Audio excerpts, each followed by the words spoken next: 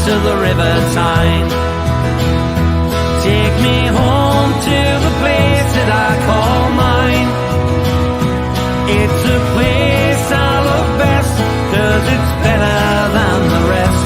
Take me home to the banks of the River Tyne. There's lights that burn so brightly, in the northeast sky they shine. From a place that Geordies worship, where legends wear number 9. You can travel right round the world, even meet the Pope in Rome. But nothing beats the feeling of when you come back here to home. No matter how life changes, we'll never be far apart. The northeast always home, and it's always in your heart. Take me home to the banks of the River Tyne. Take me home to the place that I call mine.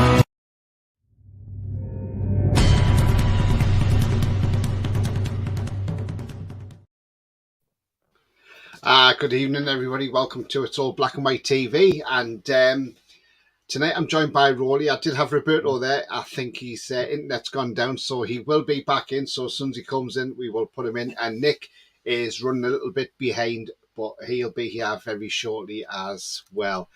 But Roly, how are you today? Yeah, I'm good. I'm good. Just starting to come down from Sunday's win. Yeah, well, it takes a while, doesn't it, to come down from something as high as that. I mean, it's been absolutely brilliant, hasn't it? That was unbelievable. I mean, I've watched everything on YouTube, all the different highlights. Leicester have just scored. All the highlights,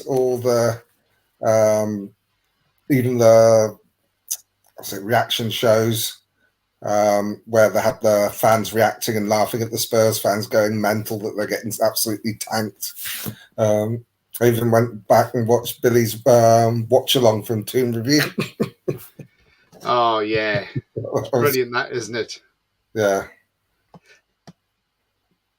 But it's. I mean, what happened on Sunday was like, it was just like.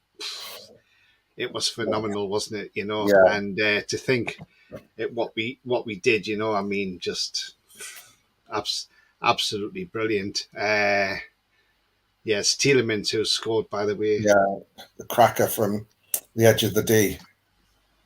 Yeah, they're looking for a possible offside. Right. So before I get into the show,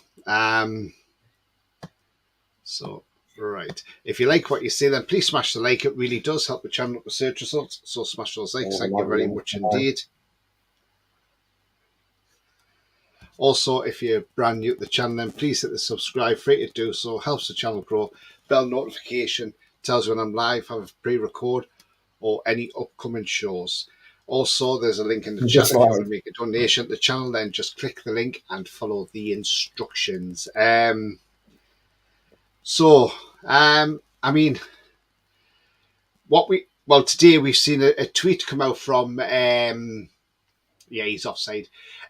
We've seen a tweet today from Tottenham to say that the players have given a refund to the fans for coming to the game. I mean, I'm not being funny, Roly.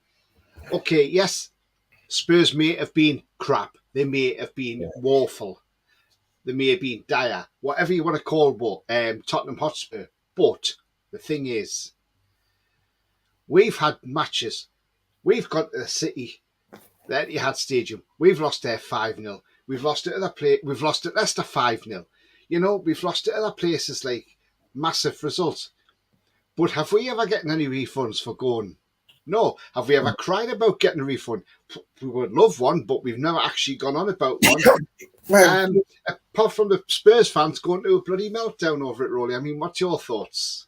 I mean, I agree with you. I mean, we have said, we should get our money back, but that's about it. But we haven't been crying about it like the Spurs fans. I mean, over the recent years, how many times?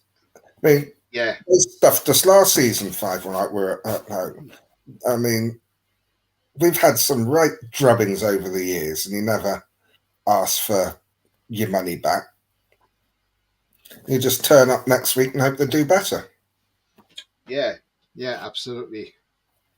It's just one of those, isn't it? It's just absolutely. It's at the end of the day, what you've got to look at is fair enough. You know, you've lost a game.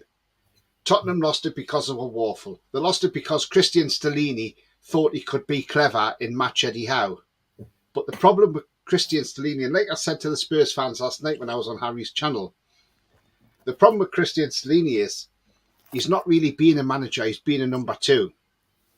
And he probably doesn't know Eddie Howe's ins and outs properly. So he's probably thought, well, if I go 4-3-3 and Eddie goes to 4-3-3, I can have the better of him. But he didn't. And, you know, so Eddie Howe outthought him and outsmarted him and outplayed him. So at the end of the day, the outcome was, I mean, I know a lot of people are saying, oh, is it harsh sacking the manager? Well, he went out there and he made an absolute balls up of it, didn't he? So at the end of the day, it's his own fault, isn't it? Yeah. I mean, as I said to you before, I'm fluent in Italian, and Christian Stellini translates to Frank Lampard. Yes. I don't understand why they left it in caretaker charge, because normally when they sack the manager, they sack the assistant as well. And they take someone lower down in the pecking order to someone that's been at the club for a long time, like Ryan Mason, and put him in charge. Because I know that he's there to steady the ship. He knows the players, but he's not the same manager, because same ideas, same tactics. So, but him, Christian Stellini, what was he thinking? Trying to match us. I'm glad he did. Yeah, absolutely. Sefton says, have a great show. Just setting off from North Wales, visiting family, so I'm driving and unable to text while at the wheel, but listening to the show in full stereo. How are you, the lads? Good evening, Sefton. Toon says, Mag debates. Yeah, absolutely. Geordie Boys take the mix, says Lewis. Yeah, absolutely. And he says, I'm still on cloud 9. Bloody hell, I can't believe it. Yeah. No, Ian says, evening, Tony and Roly, still on cloud 9. Yeah, evening to you, Ian, and thank you for your £5 donation, mate. Much appreciated. Thank you very much indeed. 1-0, Header away to Bournemouth. Oh, the 1-0 upgates are brilliant. The Geordies had them from 20 seconds in the game, says Lewis. Yeah, we were on that game, weren't we? Just it makes a change for the last couple of games. We could have been behind in the first 20 seconds. Tony Assurance had Jacob Murphy's face in the background. Luke says, yes, we beat them in every department on Sunday, and media not giving the team any credit and making excuses for Spurs is disappointing. Do you know what it is? I still can't get my head around this, because at the end of the day, we outplayed Spurs. They were woeful, and yet the media are just on about how bad Tottenham are, but actually don't turn around and say, actually, Newcastle's football was accelerating, and they won the game by a country mile because, you know, everything they hit just about went in the goal. I mean, if Willock had put that chance away, we would have been 6 up at half time. You know, I'm surprised Stellini didn't get Martin Yald, because Martin Yald got sacked at half time by Levy once. Mag says, while I would be very happy if we get a Champions League place, I do worry if we have an impact on our league, like I hope with all the huge games. The thing is, Mag, I see what you're saying about that, but what you've got to look at is when we get in the Champions League, because we've got in that competition, you get a nice little bundle of cash for getting into it. And then for every result you get, every positive result, whether it's a draw or a win, you get the bonus for that on top. Plus you get all the TV revenue that comes with it.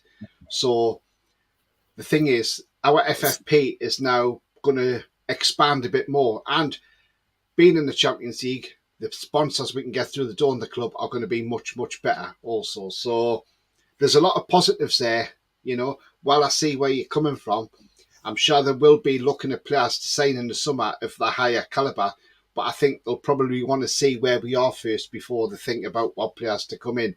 So if we've gone and we've beat Everton and we beat Southampton at the weekend, we're on 65 points. We're well on the way there to qualifying for the Champions League. It all depends what happens with Spurs and Man U on Thursday. Ideally, if that ends a draw, that would be a great result in a way. Because then Tottenham's got to go and play Liverpool on Sunday at Anfield, and that won't be easy. So, you know, there's a lot of positives there, but we'll see what happens when we come to the end of the season, or how quickly we'll wrap this up and be in the top four. Alan says, big mistake making in Manchester. I don't think he ever managed a team. He didn't, Alan, and I think what they've gone off is because when he's took over from Conte, when he was ill and things like that, he had an unbeaten record, and that's why they kept him on. But big mistake. But I don't care because we capitalised on it.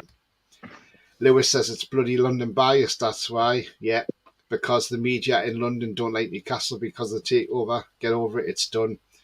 Yeah, absolutely, Lewis. I totally agree. So, guys, I've got Roberto back. He got kicked out of it for some reason, but he's managed to get back in. Apologise. Yeah, thanks for having me on. No problem. Yeah, Roberto, give us, obviously, because we haven't heard from you, but give us your thoughts on the match on Sunday, what you thought of it. Well, absolutely mental. Just never seen anything like it. It's just, 5 goals, 21 minutes? Just, It's just unheard of in football, isn't it? 5 goals against a Premier League team in 21 minutes. I think, who was it? Man City versus Watford, I think was the last one that happened to. But you know, that was Man City versus Watford. You know, no disrespect to Watford, but they're probably, bottom half side at best, a yo-yo club at best. You know, you wouldn't think to be sticking 5 past Tottenham Hotspur, especially when you got players like Harry Kane and Son, and Hugo Lloris is a World Cup winner. So just absolutely bananas how it happened. But it is what it is. We got the 3 points, 6 goals, absolutely buzzing. The only disappointing was we didn't keep a clean sheet. Yeah, well, to be fair, Harry Kane's a very dangerous striker, isn't he? So, yeah. He gets one chance, he gets one goal. It's the way that Harry Kane does it. But yeah, you are right. It's a bit of a shame, especially because my dream team, I had Botman and Shah in the back. So I'm a bit annoyed that I lost points because of that. Yeah. But no, really good game. Trippier and Pope. Yeah, there you go then. So yeah, to be fair though, even people say that we haven't kept a clean sheet, and is it 13 now? Yeah. Considering where we was last season, the season before that, and the season before that, we was leaking goals for fun. So, I can take 1 goal against Spurs. It's about how many goals we put in against them is the most important bit. So, yeah, I don't really mind conceding that much. Yeah, absolutely. Obviously, Nick Pope's now 1 clean sheet behind De Gea now because of we've been leaking a little bit. Hopefully we can get a few clean sheets and Pope can reclaim it and get Golden Glove at the end of the season. That would be fantastic. Nick Pope must be thinking, wow, he's been at a club which is like battled to stay in the Premier League year after year with Burnley, and now he's come to us, and in his first season with us, we're sitting 3rd in the Premier League. He must be pinching himself thinking he didn't expect this to happen. Nobody expected this really. Before a ball was kicked, I said 7th place. Because of the way we finished last season, I thought, well, we could get 7th. That's up for grabs, but certainly didn't think of a Champions League place. And you see, this is the thing when the takeover happened. This is why they were frightened of the takeover, because they knew we would start breaking up the cartel, and we've already seen that cartel being broken up. Chelsea are languishing in 11th place. If I had vertigo, they'll be close to me, but they're a long way down, that's for sure. So we're looking from a dizzy head right down to Chelsea. I mean, you've got Liverpool, yes, they've come on a little bit of good form, so they've picked up a little bit. But they're not going to finish in the top 4, Liverpool. I can't see it. No. But no, I mean, to think how much we've broke up the Big Six.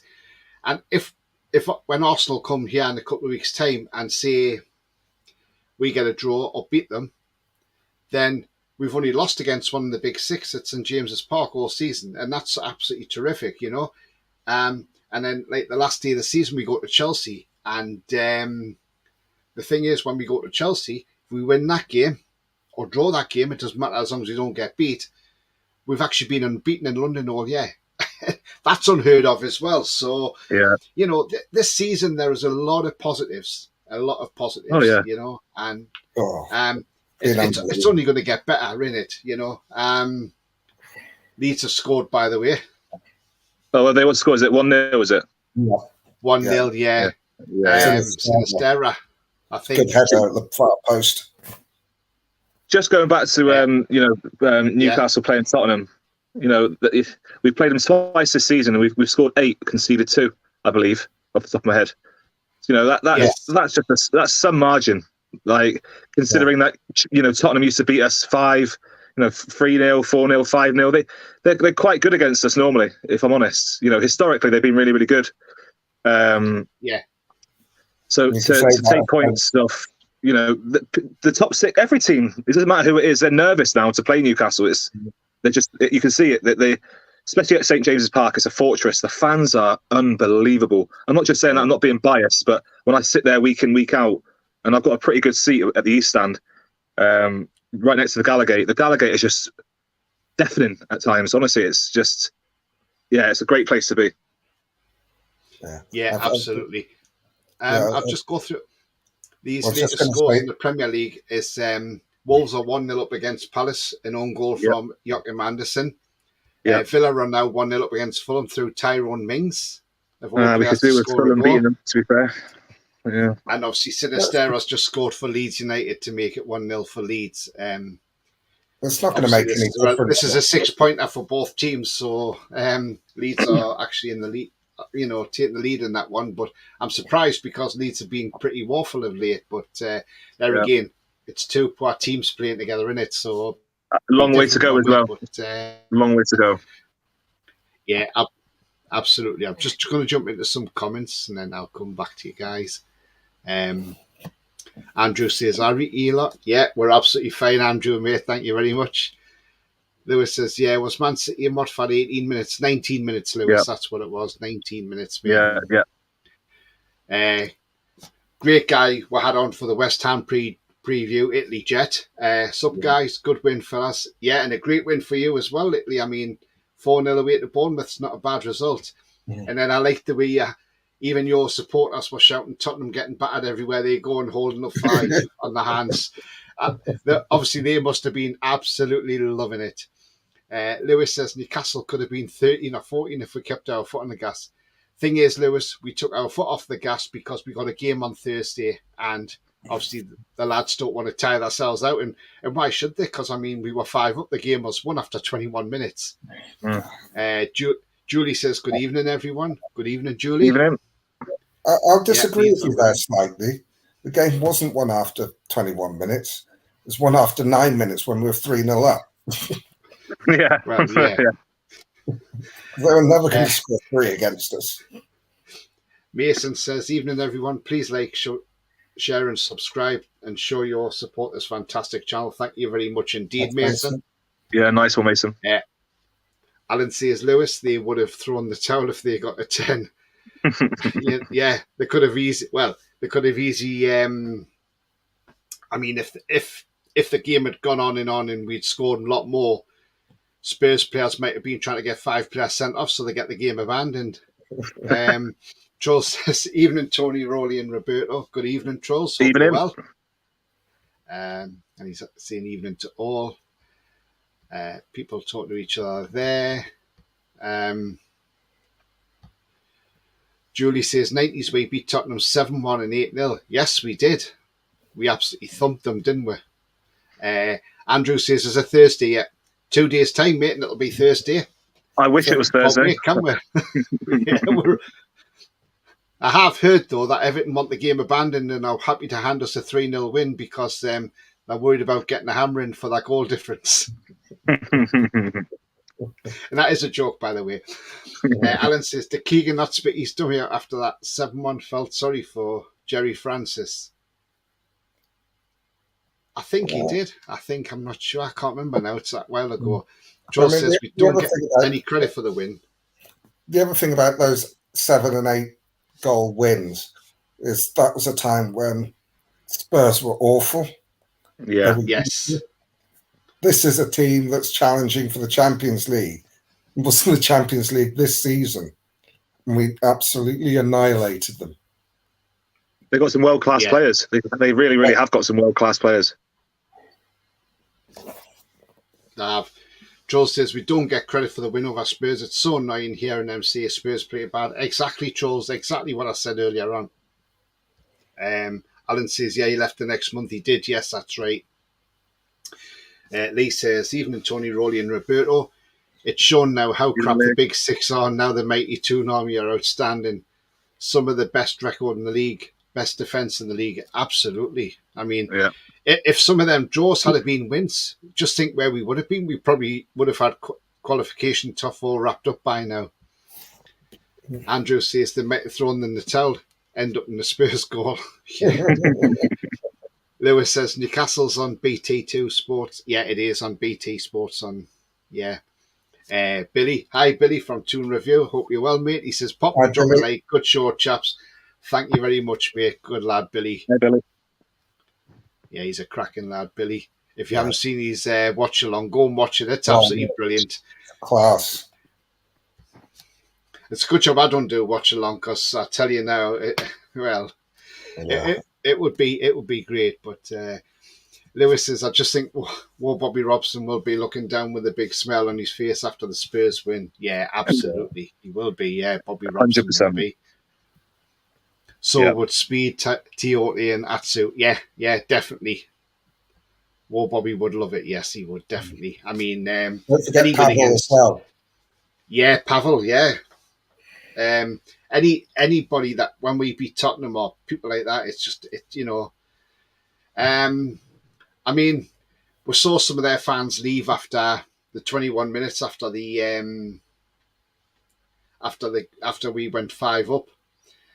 And it sort of reminded me because I remember when I was at the Arsenal game that day when we were 3-0 down after 9 minutes, and then 4-0 down after 18 minutes, or maybe 19 minutes. I can't remember now. Oh, yeah, it was 18 minutes till 4-0, and I remember loads of fans leaving. I mean, the guy who was in UFC on his belly called Keith. I mean, he's a great guy. He used to sit just along from me when I had my season ticket in the Sir John Hall stand.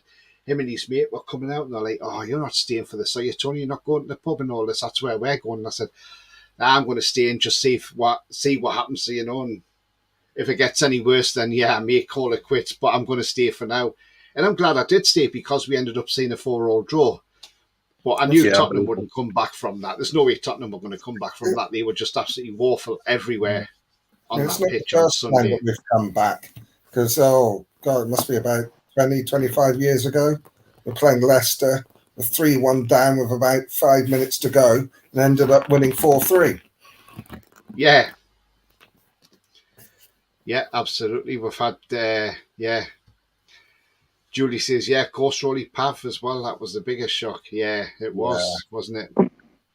Well, Joel says, so Liverpool has Bruno on their transfer list, laughing. Well, they can have him on their transfer list. It doesn't mean nothing. It's like when you was a kid at Christmas and you used to write everything down on a piece of paper. That's exactly what Liverpool are doing with their players. I mean, Andrew says it'll be Goofy Fernandez. I've got a Ferrari on my list of things to buy. It doesn't mean I can afford one. That's it, yeah. Julie says turkey teeth can stick it. Bruno's not becoming a Scouser. Well, it's simply Andrew says they'll need a new lawnmower. They've got one. They've got Klopp, haven't they? Julie says ferret face not even good enough for Liverpool. Fernandez. Wow. Lewis says, talking about the Arsenal game 4-4, I was at the Man City meeting Shea Given. Oh, nice one there, Lewis.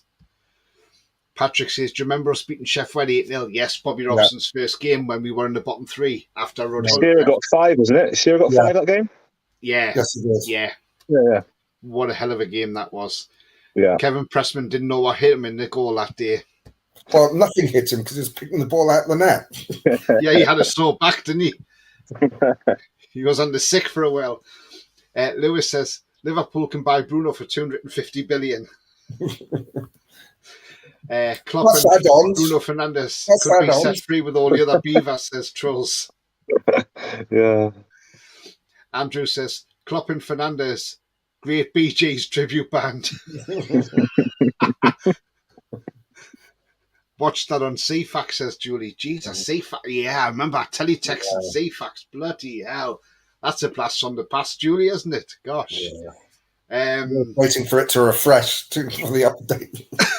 To see what it is. But now you just go online and look at it, don't you? I mean, it's like you don't really see people at the grounds now with the old-fashioned with the radio next to that years now, do you? Because it's all changed now. But it is just absolutely brilliant. I mean, Roberto. I mean, obviously, Toon fan and everything. I mean,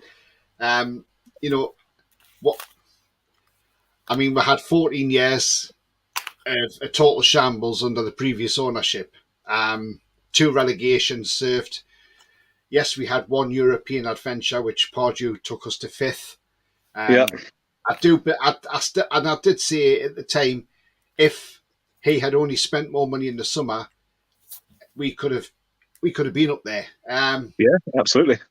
He's probably missed a trick with this club, in all honesty, because he could have made a lot of money out of this club, and he probably a lot more. He would have got a lot more for it. But I mean, what's your best and worst memories of supporting the Toon? Best and worst memories. I think the best memory really now is the takeover. I think that's probably one of the best, of recent times. The worst, obviously, every relegation is just, it's one of them, isn't it? But no, I think as well, losing to Sunderland, as it's 6 in a row now, I think that's pretty shocking in itself. So, I don't know, we've had some bad times, haven't we? We've had some really, really bad times. We've had some bad times. You just try and forget. I think, like you go back there, Mike Ashley, like I said, he could have made so much money, and he could have been a hero, to be fair, within Newcastle if he applied himself and if he shown a little bit of passion and a bit of love towards the football club rather than running it like a business. Amanda's come in, absolutely adores the club, adores the fans, adores everyone, and she shows it all the time. All of them do. And not just that, they run it as a business as well. Yeah, well, yeah. Happy staff, gets the best out of everyone. That's what I think. It's the same in everything, really. But no, I've been there through the thick and thin. I've travelled all across the country. I think I've done 27 games this season. So yeah, I've been up and down the country. We've had some great results. In previous seasons as well. I've met some good people along the way. I think good memories, meeting a lot of Northwest mags like myself, just getting it in there. But yeah, it's just I've met some great people along the way, and I'm pretty thankful. You haven't put the banner up. Yeah, get the flag up. Get the flag up. Northwest Mag banner on the screen. Oh yeah, we should do. Get it up. Yeah, we should do. There you go. There we go. Yeah. So I don't know if you want to talk about it or you want to let me talk about it, but yeah, it's just whoever hasn't subscribed to it, go onto the website www.northwestmags.com. They've done a great job with the website. Fantastic.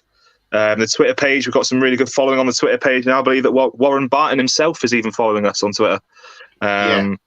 So that's it's pretty good to see ex-players get involved. And the Facebook page is going off. We've just recently been affiliated with the NUSC. We're one of the biggest supporter group that Newcastle's got. I think the only one that's bigger than us currently is the Dubai Mags, which is funny enough, but we're the biggest one in England outside of Newcastle. So we've done a lot of work. Darren is amazing, from the NUSC, his organisational skills and what he brings, and just what he organises. I don't know if anyone went to Wembley, but we went to the Green Man, and that was a great atmosphere. He puts on boats going down the Thames. So Chelsea away, last game of the season, I think we've got like 6 boats holding about 1,500 people in total, going down London on the boats with flares and flags and banners and all sorts. So we're going to make a lot of noise. He's done it before in the past. So just get involved. That's all I can say. Meet loads of people. We started off with 2 people going from Manchester, myself and Nick. We met at Wolves away a few seasons ago. And since then it's grown and grown and grown. We like to go a few dozen people now on the train. So yeah, it's just about building a community, really. That's all I'll say on it. But yeah, there you go.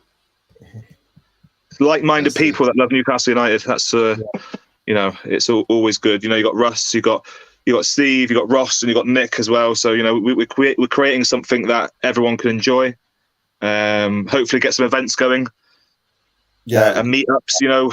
Meeting up in Liverpool or Manchester, wherever, just to get everyone together. It doesn't have to be a match day. It could just be on a Saturday, just to get to know people, make people feel more comfortable going up to games together. Because there's nothing worse going up by yourself for a game. If you can go up with a coach load of Newcastle fans, it makes it a lot better, doesn't it? So there you go. Yeah, absolutely. When I normally go to the match, I normally travel first class on the train anyway, because for that extra 20, 30 quid more, you get them little bit extra benefits, like complimentary food, complimentary drinks. So that's it. And then, but I'm normally on the same train as Nick Pope's uncle, believe it or not, because I'm a good friend of his uncle, Stevie Pope, and he's normally sitting in standard class. But because he was on the train one day. I think it was when I was coming off for the Palace game, and he put something on Facebook, and I said, I'm on my way. And I just said, I'm on the 9:20 from Peterborough. And he says, I'm on that train. He says, where are you sitting? And I says, I'm in first class. And he went, I'm not as rich as what you are, but but I'm not rich, by the way. But no, like I say, but yeah, he's a good lad, Stevie Pope, and if you just bump into him at any of the games or whatever, he is a cracking guy. He really is a great guy, and he's absolutely nuts, to be fair, but you know what? He's just one of them great guys to know. But he's absolutely funny as anything. But I think I've known him for about 5 or 6 years now, and he's a cracking guy. I think most games we bump into Bruno's dad. Every game he's always there, smiling and taking pictures. He's pretty much like a celebrity around Newcastle now. So, he's such a humble guy, and I personally, I really do believe that Bruno will stay at Newcastle his whole career. I'm just pretty certain about it. The way that he's bought into the fans, the stadium, the club, the city, I think he's there for good. I think he'll finish. I know he's only young now, but he'll be there for 10, 15 years, I think. Well, 10 years. What? I've got the feeling he'll be there for a long time to come. I think it's made for him to be there for his career, isn't it? It's probably he's found his happy place now. And I'm not saying he wasn't happy at Lyon, but he's a main man. He is a main man. He's got his name gets sang more than anyone else's name every game. We've got so many different chants about Bruno. Matteo, his son's a Geordie. So what else can you want?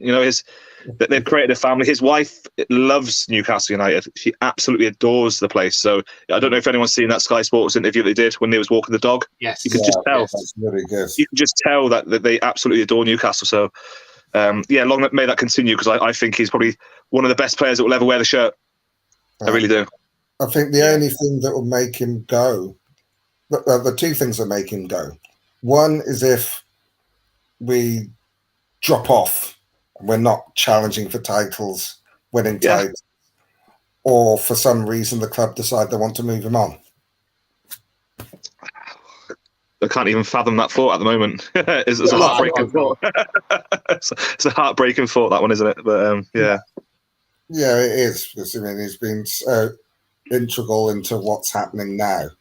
Yeah.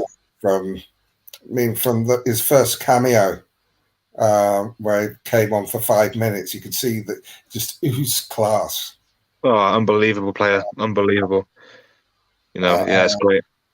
I mean, my worry for Thursday isn't that we're going to win; it's just that Everton are going to just try and kick him out of the game. They're going to try. To be fair, recently I don't even think it's Bruno that people should be worried about. It's Big Joe. He has been absolutely unbelievable. Like that, what a turnaround for that guy. Everyone 2 years ago was. I don't think a nice word was said about Joe Linton 2 years ago. But now I would have paid a club to take him off our hands. Oh, shit. Do you know what I mean? Yeah, exactly. The amount of times I've called him a naughty word is unbelievable. But now, I'm eating every single one of those words, and I'm glad I am, because the transformation, it just goes to show, really, doesn't it? It just goes to show how... Talking about transformation of players, earlier on the season, on various shows, people are saying that, Jacob Murphy's not going to get us Champions League. Sean Longstaff isn't going to get us Champions League.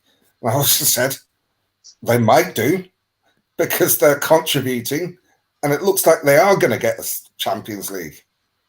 Yeah. I've been a Sean Longstaff fan for quite a lot of the season. Yeah. He does all the dirty work, all the hard yards, so that Bruno and the others can play. Yeah. And he chips in with an assist and the odd goal as well. But the amount of ground he covers. Go on.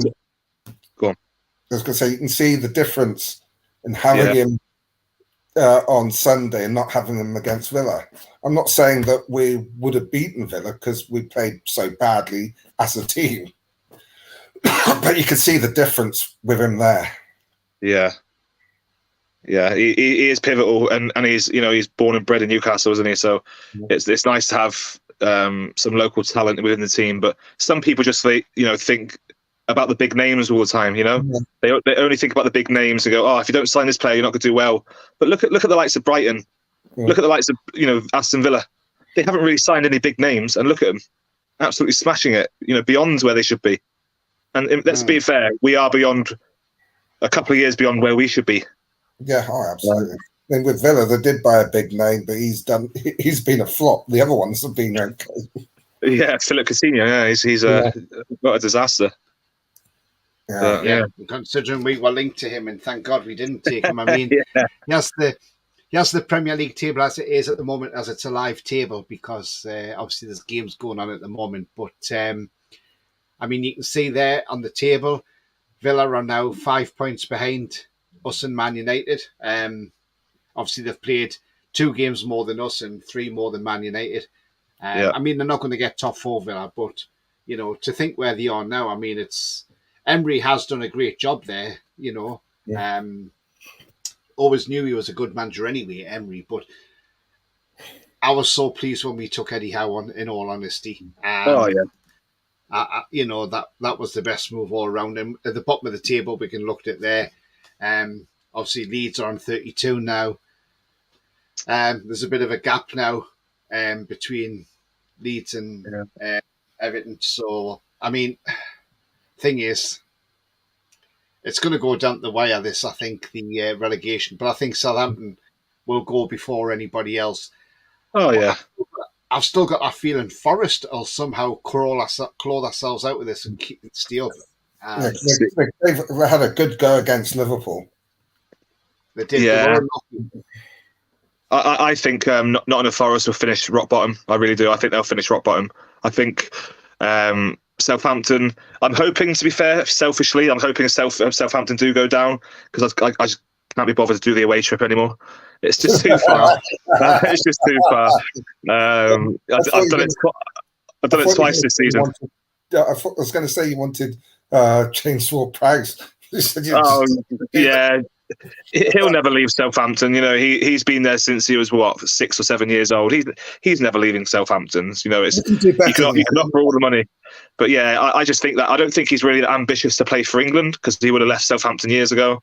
You know, I don't think he's got that much drive. I just think he wants to play for his local team. So, yeah, no one's gonna get James Ward-Prowse. Southampton will make sure they keep on to him. He's still got a few years left. How old is he? 20, 28, 29, something like that?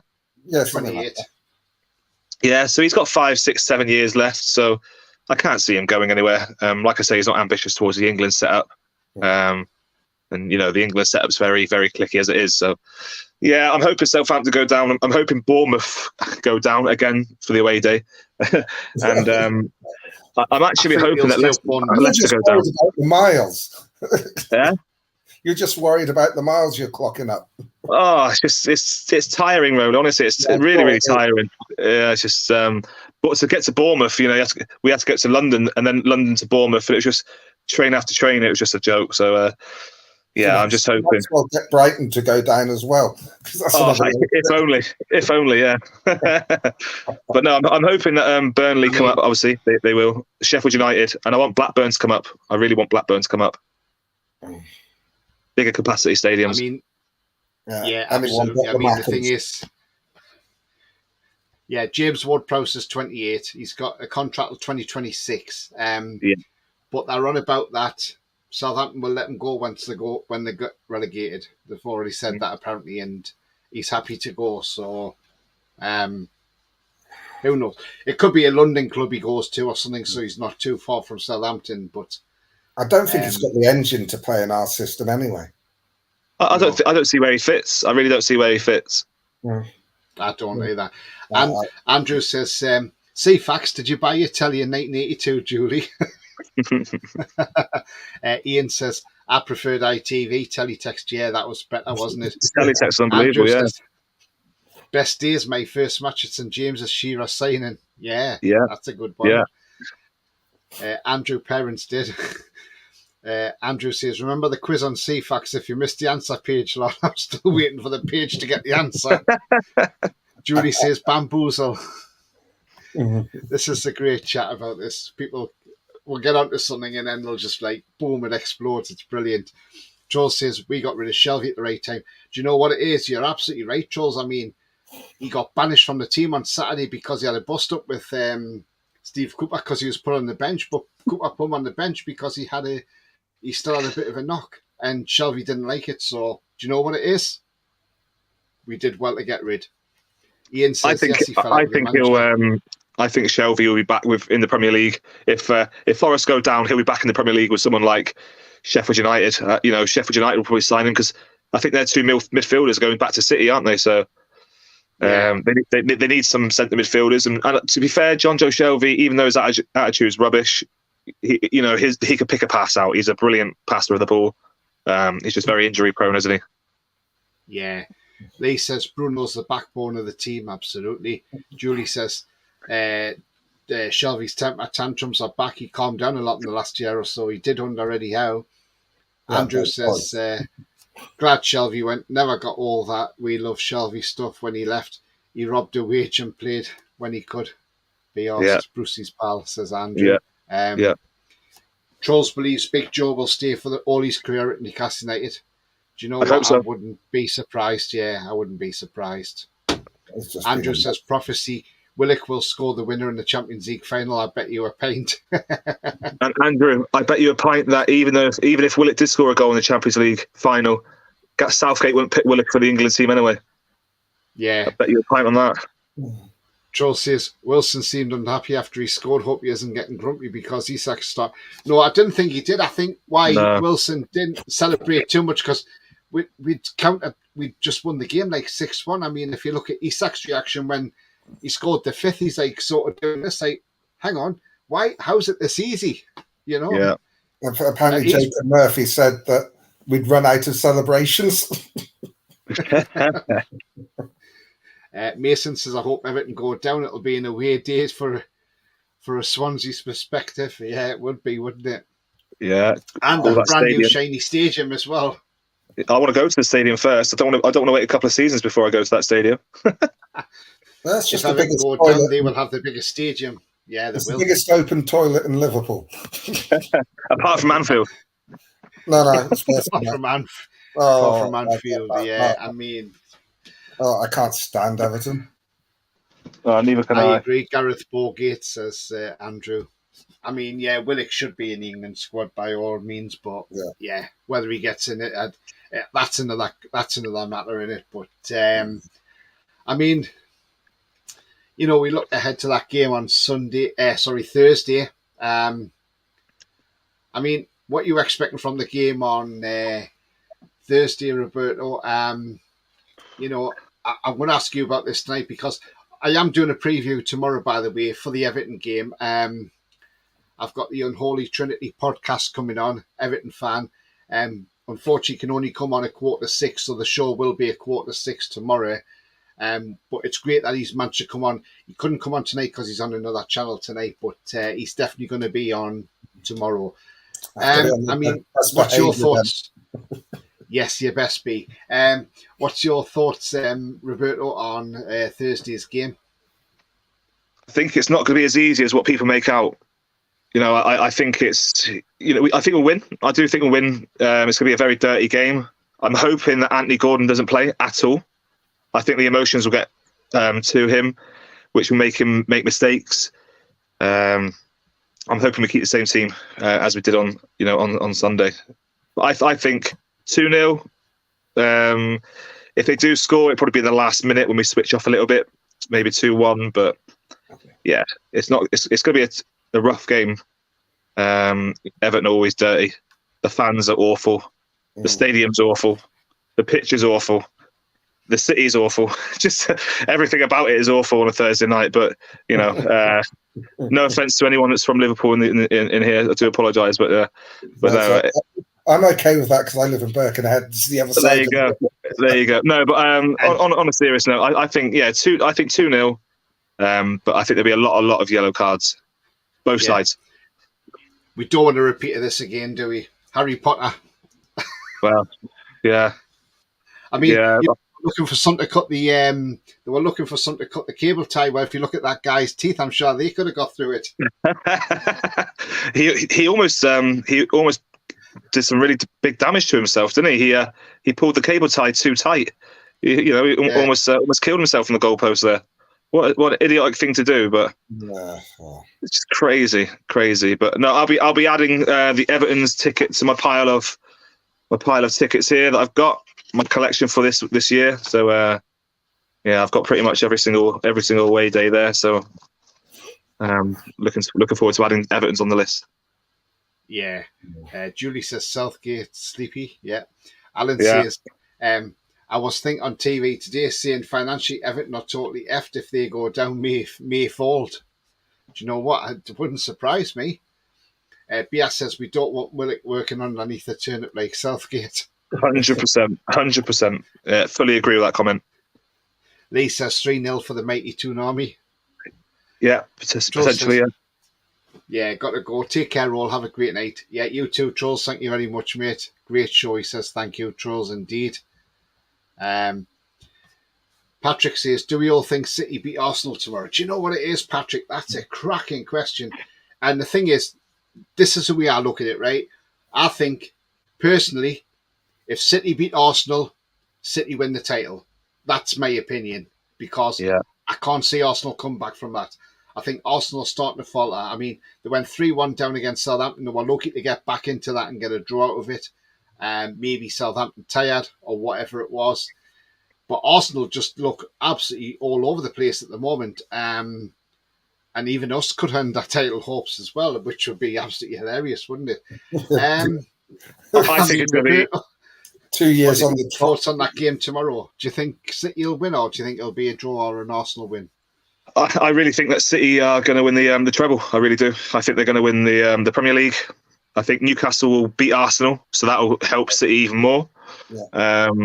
I think, just going for the Champions League. They'll win the Champions League. I think with Haaland now, they've got that extra. Well, he's a robot, isn't he? He's just ridiculous, unbelievable player. And obviously they'll beat Man U in the final of the FA Cup very comfortably, I hope. But yeah, no, City's they've just got it about them, haven't they? I think Arsenal over the last few weeks they've done a Spurs basically. They bottle it. I saw a comment I think the other day when someone said if you combine Tottenham and Arsenal and call them Bottlers FC, I think that'd be a pretty good, pretty bad team actually. But no, I think City will win 4-0. I think they'll absolutely destroy Arsenal. Absolutely destroy them. That's my personal opinion. Yeah.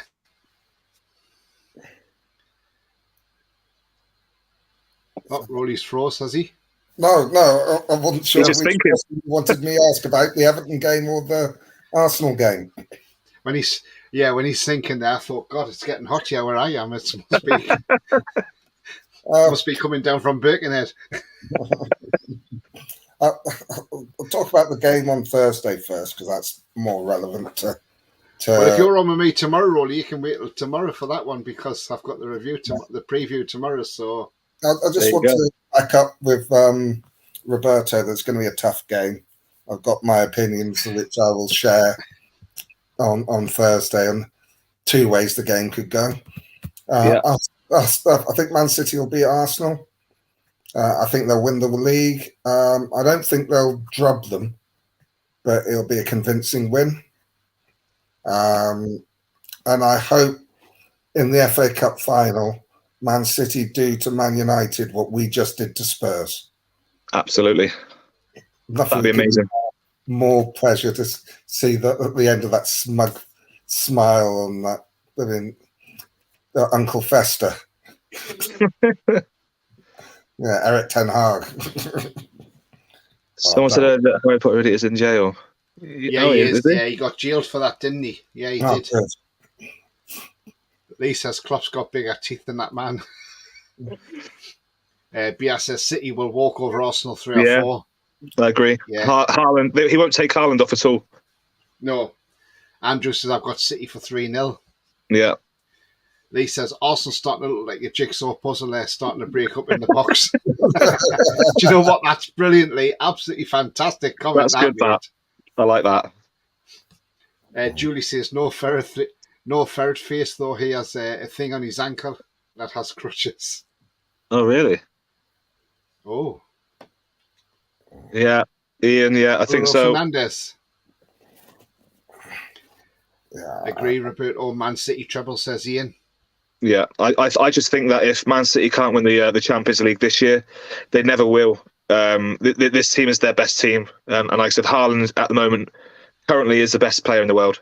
I don't care what anyone says; he is the best player in the world. His goal scoring, what's he on 49 now or something, or 48? Something like that in all competitions, isn't it? It's just madness, isn't it? Like he scored more than Chelsea, he scored more than other Premier League teams by himself. So. Yeah, I just think that Real Madrid's an aging team, Champions League wise. Arsenal, do they have the bottle to do it?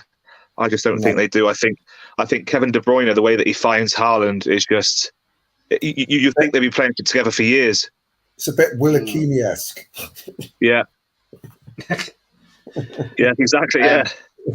All that just look on Sunday. Obviously, just looking at some scores, obviously things are still the same. I mean, the Championship, the big game, Blackburn Rovers versus Burnley. Again, Burnley, if they win tonight, win the Championship. It's still all square at 0-0. And one of Bobby Robson's old teams, which if you look back on one of my videos, I've done a secret location. Ipswich Town, who are currently at the top end of the table. You're currently winning 2-0 against Barnsley at Oakwell, so that's a big result. That is a massive result.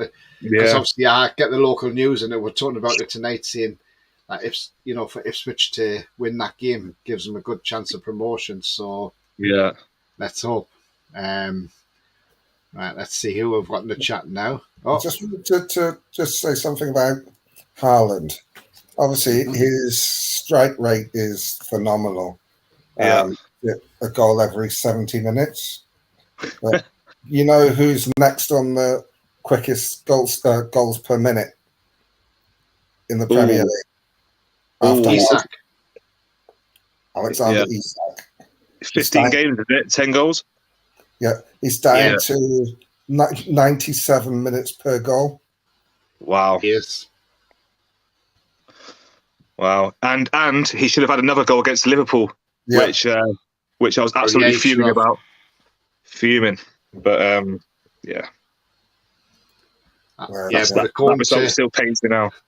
Yeah. Yes, it does. I still look back at that result and think, God, it's just, I mean, VAR's decision that night, the reason they disallowed it was because they couldn't tell whose shadow was who. They couldn't tell if it was Gomez's shadow or Alexander Isak's, and I've never heard such bollocks in all my life. That's a joke. If you spend thousands upon thousands upon thousands on technology, you've got to get it right. You've got to cover all these angles. Now, I read a stat the other day. I think it was after the Spurs game, a post come out saying that VAR has cost Newcastle 14 points this season. It has, yeah. Imagine where 14 points on to where we are now at 73 points. 73 points is two behind. Is it two behind Arsenal? Two behind Arsenal, yeah. Yeah, two behind Arsenal with a game in hand. So, it just goes to show, really, doesn't it? VAR should be, they either do it right or don't do it at all. Simple. There's nothing wrong with VAR. It's the people who are operating it.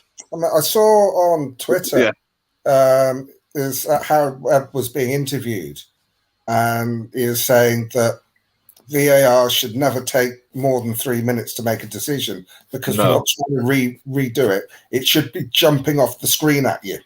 Yeah. That it's wrong. And plus, it just slows the game down, doesn't it? It slows everything down. It's not so much, I mean, there should be a time limit because if you take more, I'd say 2 minutes just in case so you can look at all the angles. But if you take longer than that, it's obviously not clear and obvious. Yeah, exactly. So there should be a time limit. And if you haven't got, if you can't see for definite, then you go with the on-field decision.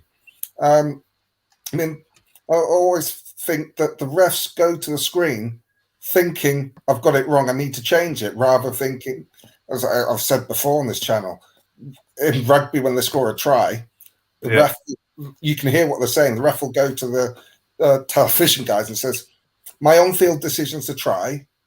Show me a reason why I can't award it. Yeah. It's totally the opposite way. So he's telling them, you prove to me that it's wrong, or I'm sticking with this decision. Where they go over to the screen saying, I'm wrong, I need to change it. They don't have to go with the monitor. But look how quick VAR is. Well, it's not really VAR, is it, in tennis? But look how quick that decision is. It's very, very instant. When the ball's out, when the ball's not out. There's no reason why football can't be like that. But to be fair, the only reason why I don't like VAR is that there's nothing better than scoring a 94th minute winner when it's offside or a handball, and it's a handball, but they're giving it anyway, and you brag to your mates that you've won the game. There's nothing better than that back in the day. So I think they've taken all the fun out of it, really. But it's one of them. Yeah. Well, I don't particularly agree with that. But, I like scoring the winner, but it's if it happened the other way round, I'd be moaning. Oh yeah, of course. If it happened to us, then you would be moaning. But if it happened the other way, which it has done plenty of times in the past, it's there's nothing better than that. But yeah. But, absolutely. Julie says Man City will put 4 past Arsenal at least. Sefton says, I've just arrived home. Missed a bit coming through the Kingsway Tunnel. Hi, Tony, Roly, and Roberto in chat. Hello, Russ Sefton. You all right, mate? Hope you're well. Hi, Russ. Julie says, I will feel sorry for my friend Sunno, who's an Arsenal fan and loves his football. Yeah. Yeah. I've got cousins. Somebody's got to lose, unfortunately. Bias says Real Madrid got trounced tonight by Girona they're in a bad way. Oh really? They lost, did they? Did they get beat? Oh, I didn't know that. I don't even know. Was it the cup game, the Copa del Rey or anything? Was it or was it must have been an early kickoff? Yeah, they lost 4-2. No way. Was it a strong team as well? I don't know. I'm just looking to see. I'll tell you. No, it wasn't. No. Ah, right. Rodrigo, maybe they're saving everyone. Vinny Jr. was playing, so was Modric and Toni Kroos and Valverde and Rudiger. Yes, it's a very strong team then. Yeah, Rudiger doesn't usually start, but it's not like they played with kids. They should be beating Girona anyway. Mm-hmm. Let's put it that way. They should be, shouldn't they? They're home or away? Away. Away. Wow. That's shocking, that. Yeah, there were. Valentin Castellanos scored all 4 for Girona in the 12th, 24th, 46 and 62 minutes. I bet he'll be in the Prem next season. Yeah, not with us he won't be, though. No. Julie says, Real will bounce back in time for the Champions League match with Man City. Of course he will. Alan says, did you know that they used to call Lee Clark Jigsaw because he was always went to pieces in the box? Yeah, they did, yeah. Lee Clark. Jeez. Andrew says, how are you, Roberto? St. Holland's the best as an insult to Chris Wood. Sorry, Andrew. I forgot about the legendary Chris Wood. Apologise, mate. Lee says, fingers crossed we could end out second in the league if we play like we are now. It's a possibility, but I can't see Arsenal dropping that many points, to be fair. Far behind. Chris Wood. Well done, Roberto. You're a star, says Sefton. Thanks, mate. Appreciate that. Bia says they knew it wasn't offside. When they drew the line, they just didn't want to give the goal because it's Liverpool. Exactly. Yeah, agree. I have the pick and it's clear as day. Yeah, it is clear as day. It was onside. Patrick says, Man United want Neymar. Their recruitment is scattergun, isn't it just? Neymar is like, yes, he's a good player. He scores 1 and 2, but he's a great striker. But it's his attitude's all wrong. And if Man U want that attitude in the dressing room, let them have it. Well, we won't have it. He'll spend most of the time on the floor, won't he? Yeah. I don't understand Man U's. I don't understand Man U's philosophy on buying players. You know, everyone that they have going forward, or strike partners, or the last, few signings, everyone's been over 30. If you look at Ibrahimovic, Ronaldo, Cavani, Eriksen, Casemiro, Varane, all these players are over 30 now. They're not building for the future, and hopefully they get relegated next season. I know. All I can say to that is, oh, blast, dearie me. Oh, dear. Yeah, Sefton says, got to go, lads. Indian takeaway, chicken parley, light war team on fire. Enjoy it, Sefton. That's too hot for me, that. Vindaloo's as far as I go. Far too hot. I'm just glad that Sefton's gone back to his normal handle on here. Yes, he has. Scarfy Spurs talk, Harry. Good lad. He says, big up. Hi, Harry. I mean, if anybody hasn't seen the preview, go back and watch it. Harry, 14-year-old, absolutely brilliant. Top man, top man, top lad. He's years above his age, in my opinion. And I think if he does get into sports journalism, I think this lad could go a long way, because he's very knowledgeable. Absolutely, yeah. And he's very, very level-headed for 14 years of age. Well done, guy. Auf Wiedersehen, all talk soon, says Sefton. Yeah, auf Wiedersehen to you as well, Sefton. And then also, if you want to look forward to Sunday as well, Roberto, I mean, what do you think the score will be Sunday, or what do you think, against bottom team Southampton, who, let's be honest, they did go 3-1 up against Arsenal, but we look at that and think, is that Arsenal just being jittery because... I think it's nerves for Arsenal. Yeah, I really do think that was nerves for Arsenal. I'm really confident now. After when it comes to football, I'm a realist, right? And I don't like to overthink it, because I get too ahead of myself, I get too excited, and I don't want to get let down. But I think now, after the performance on Sunday, I've been supporting Newcastle for 30 years, and you always get disappointed somewhere along the line, right? But this season it's different. That's the reason why I'm trying to have a positive outlook on every game. Sometimes it's hard. You always think there's a blip, but I think now St James's Park is that much of a fortress. I can't see. It's going to be an absolute battering again. I really do think so. I think that if we can turn over Tottenham 6-1, it's probably going to be a similar scoreline. 4 or 5-0 maybe against Southampton. I can't see them scoring either, so we shall see. Yeah, I think we need to get back into getting those fast starts. Yeah, agreed. Once we get those fast starts, I mean, it's like when we played Leicester just Boxing Day. The game was over in 18 minutes. Yeah. Good away day that was as well. That was a great day out. Yeah. And if we can get back to these fast starts, with really, really nice running. Arsenal, I mean, I have a cousin who supports Arsenal. Last season, before we played them at St James's Park, he's going, "Oh, please let us win because we want to go to the Champions League." And I say, "No, we don't like losing anymore. That's the old Newcastle. Let you win." Let you win. And he'll probably be thinking the same thing again. But it's not going to happen. I think technically, I really do think we need two more wins now out of the next few games, and that's us for Champions League. I think so. I think, on paper, as it stands, it looks like we are going to walk straight into the Champions League 4th position, maybe 3rd. But, you've got to consider now that Man United are playing Spurs next. Villa are playing Spurs after that. And then you've got Liverpool playing Spurs the week, the fixture after Man U. So all these fixtures around them, the team that we've got to worry about is Brighton. We've got to play Brighton next in a couple of games' time. I disagree. The team we've got to worry about is ourselves, to make sure that we actually turn up. Because of course. But I'm not worried about any of the teams we're going to play. I don't think any of them will beat us. I'm not saying Harry's in the chat. Roy, I was going to say, if Harry's in the chat, I just want to ask. I just want to say, I've got a picture message here from the umpire who just wants to say how many Newcastle scored against Spurs.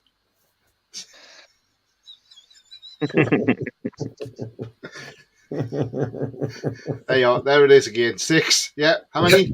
6. I get what you're saying, Harry.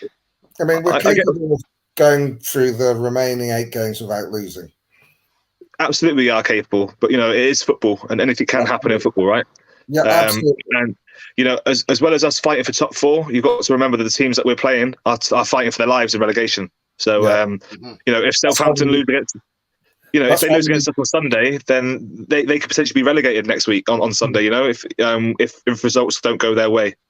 I understand that. Well, what I'm saying is, if we get the fast starts, we know it as in previous seasons when we've been relegated. You go down quickly, and you fall apart. Yeah, of course. No one was expecting Villa to beat us, though, was they? No one was expecting Villa to walk over us like they did. Yeah, that's the worrying thing. This is what I keep saying. It's all well and good on paper and on form. We should beat every team. We'll have a couple of tricky games. I think Arsenal will be tricky. I think Brighton will be tricky, and I really do think the last game of the season, Chelsea, that'll be a tricky game. But nothing's guaranteed. That's the reason why the Premier League is the best league in the world. Anyone can beat anyone at every given time. Do you know what it is, though? I think that Villa defeat was exactly what we needed. We needed that kick up the arse to say, look, come on. Yes, we've been playing well. Yes, we've been beating teams. Yeah. But this is where you've come down to earth with a bang, and now you've got to go back. And how to come back and bounce back from the worst performance of the season to then turn it on and beat Spurs 6-1. Somebody's been due a thrashing. Unfortunately, Spurs were the one who got the thrashing. I thought it was West Ham, but the West Ham game, they gifted us quite a few. You look at this is Tottenham's run into the end of the season, okay? And joining the chat as well. How many points do you think realistically Tottenham will get out of these these remaining games? So they have Man United Thursday, Liverpool Sunday, then they've got a home game against Crystal Palace under good old Roy Hodgson. Then they've got Villa away, then they've got Brentford at home, and then they have Leeds United away, last game of the season. I'm saying 10 points they'll get out of that. I think so. I think so. 10 points. Tough. Yeah, I think 10 points. I think they'll lose against Man U. I think they'll draw against Liverpool. I think they'll win against Palace. Who else have they got? Villa away. They'll lose to Villa. Mm-hmm. Brentford home. I think they'll beat Brentford. Leeds away last game of the season if Leeds are fighting to stay in the Premier League. Anything can happen there. You know, it's one of them, isn't it? It's if Leeds need a draw, if they need 1 point to stay up, they'll park the bus. You know, it's just it's one of them. That's why the last 10 games of the season, you can't really call it. And you know, if everyone knew how games were going to go, you'd be rich from the bookies, wouldn't you? Let's be fair, because you just put the bets on, and you'd be exactly. So no one actually knows how these games are going to go. You know, no one knows how. You know, you see people all the time saying that Newcastle going to do this, Newcastle going to do that. Let's just be real. Let's just keep our feet on the ground until we get top 4. Then we can start dancing and getting our passports out. You know, I'm very much looking forward to any European competition because I'll be going. Yeah. So, but until then, I'm keeping my feet firmly on the ground. I mean, if you look at Brighton's last fixtures, I mean, they've got Forest away tomorrow night, which in a way that's going to be tough for Brighton after the FA Cup semi-final defeat. So. That could be a good game for Forest to win tomorrow night. Then they're at home to Wolves on Saturday. Then they're at home to Man United the following Thursday. Yeah. Then they're at home to Everton. Then they're away to Arsenal. Then they're away to us. And then they've got Southampton at home on the last game of the season. See, that's a tough run. That's a tough run. That is a tough run. Going back to the Spurs run, I mean, Roberto said that they could he thinks they'll get 10 points. Which is a reasonable guess, but they could get as little as 5 from that one. Realistically, on paper, you know, historical events and stuff that I'd say that they beat majority of the teams on that fixture. Yeah, I know, but the form they're in at the moment, you could see them. Yeah, I mean, a lot of it depends how they come back from the defeat on Sunday. If they have, as Sefton likes to say, it bounce back ability. Because that's you're sure that they're going to be doing some soul searching because of that result on Sunday. There's one thing that I do say about the Premier League is that there are no easy games. You've got to turn up. If you don't turn up, you'll get beat. I mean, no one expected the result at Villa, but we didn't turn up, and we got exactly what we deserved. Exactly. You've got to turn up. Even you look at the teams at the bottom. Yeah. You get results. But my thought process behind it then, Roly, is that, you know, will that happen again? Will we not turn up again? And this is a worry until we get the magic number of where we need to be. I can see that. But when you look at the last 18 months, there's no indication from the way we performed that when we have a bad result that we're going to go on a really bad run, a losing run. Our form since we won our first game under Eddie has been pretty consistent. So did we lose or draw 5 in a row not long back this season? True. We didn't lose. No, we lost a couple and drew a couple, didn't we? So that was a bad run. With the FA Cup involved, and it was in January, December. It was January, wasn't it? January, February. So we lost to Liverpool, then we lost to Sheffield Wednesday. Sheffield Wednesday in the cup side. Yep, but we lost 2 games in the league back to back. Drawing games that we shouldn't draw, though. That's what I'm saying. But we've been pretty consistent. We've had draws of games we should have won that we didn't win. We've had a patch where we've been poor by our new standards and have dropped points. But overall, we've been pretty consistent because you're not going to win every game. You're not going to win every game. You'll have a run of games, then you'll drop points. It's just the way the league goes. But of course. The thing has been is that apart from the Aston Villa defeat, most of the performances have been pretty decent. I agree. And that's what I mean, that the form's been pretty consistent since we won our first game under Eddie. We've been playing consistently well. And which is when everyone's saying, "Oh, we lost, we're going to go in a bad run."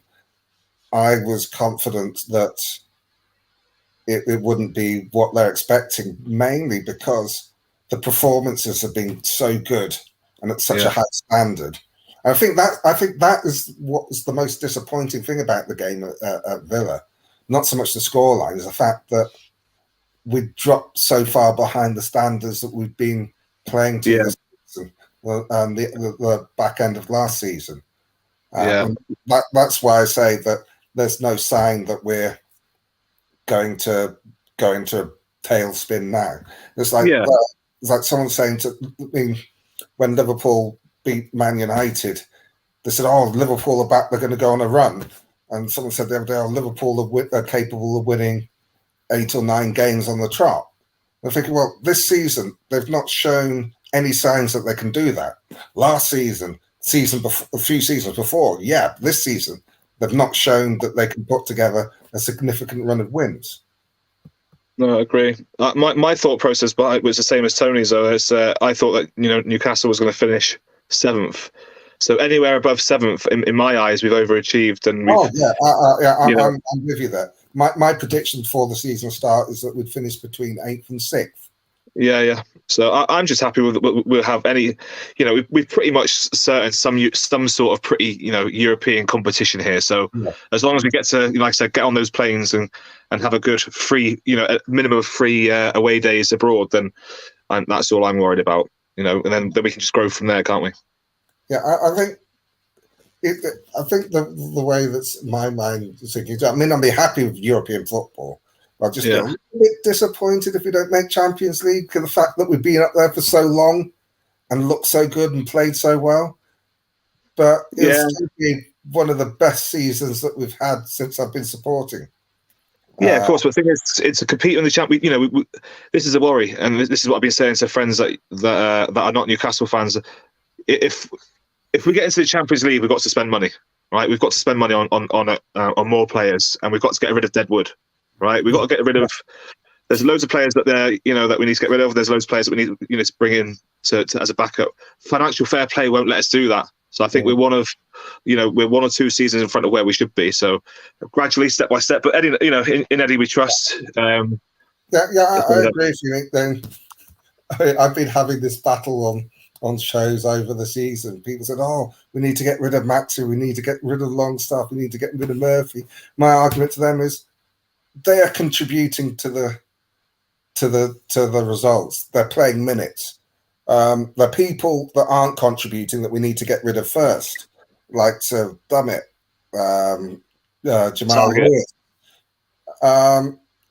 Not yet, because we haven't got the backup at left back yet. You need to bring a high quality left back in, and it all depends on whether you want Dan Burn to be a backup for left back or backup for centre back. If it's not broken, don't fix it. And I say that we've got the best defence in the league. Yeah, I know. I'm in the world, in Europe. Yeah. I'm talking for next season, but there are players. I mean, Matt Rich is one that you think will probably go. Ryan Fraser's not going to be there. So those are the players that we need to get rid of. Most of those won't bring in any money, but we get the wages off the If someone turned around and said that, get rid of Maxi for 20 million, I'd take 20 million for him. Get rid of him. I wouldn't take 20 million. No. Well, what's he done this season, really? He's done nothing, has he? Yeah. If there's a chance, I mean, that would be a whole different show. We can have another one saying, but he's done nothing, has he? I would like to think that if we're getting a left back in the summer, I would like to think the club are all over this deal, because this guy's on a free in the summer, Grimaldo, and he's a hell of a left back for Benfica. I know there's going to be a lot of clubs looking at him. But I'll tell you what, if we're in Champions League, we've got every much chance as anybody else is getting them. 100%. And the thing is, players are looking at our club and they'll be watching us and thinking, and probably watching the football Eddie plays, and there'll be players there thinking, I could play in that system. And you know what? That would suit my game to the ground. And the thing is, this is where players might say, do you know what? I want to go there. I want to play for Eddie Howe. Bruno, when he first came to the club and he had his press conference, he said he'd never heard of Eddie Howe. He didn't know who he was. You had to look him up on Wikipedia just to see what he'd done in his career and that. And But Bruno loves Eddie Howe. He says he's an absolute brilliant manager. And it just shows you don't have to have the big name managers that can, this is Eddie's turn now he's always had it in him, Eddie Howe, to be a great manager. He's just never had that chance. He was at Bournemouth, which, no disrespect to Bournemouth, he ain't got the financial clout what Newcastle have got. No. And he had limited budgets. Now he's at Newcastle and he's got bigger players. Burnley have just scored, by the way, so it looks like the league title's going to go to them tonight. It's 1-2 now.